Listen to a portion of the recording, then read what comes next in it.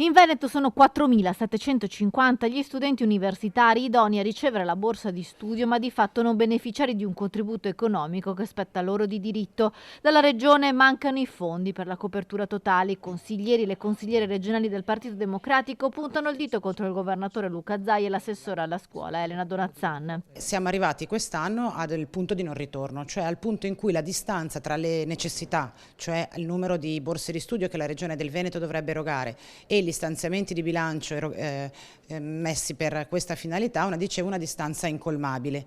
La Regione del Veneto investe 8 milioni di euro per il pagamento delle borse di studio, ad oggi ne mancano 22 di milioni per l'erogazione delle borse. Il confronto poi con una regione come l'Emilia-Romagna, simile al Veneto per numero e grandezza di atenei, è schiacciante. La regione Emilia-Romagna, spiega il PD Veneto, mette a disposizione 43 milioni di euro per le borse di studio. Dunque, secondo Camani, la scelta del Veneto è meramente politica.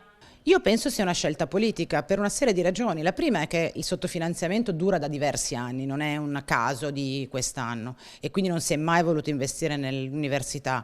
L'assessore Donazzan ha certamente sempre preferito investimenti nella scuola privata o nella scuola di formazione, lo dico con una battuta, tanti operai e pochi dottori, e quindi gli ITS, gli academy, le scuole di formazione, ma la scuola pubblica dimenticata dall'assessore Donazzan, e poi diciamo in generale un'avversità della destra a costruire una classe dirigente. Il PD Veneto chiede alla Giunta di rivedere gli stanziamenti di bilancio.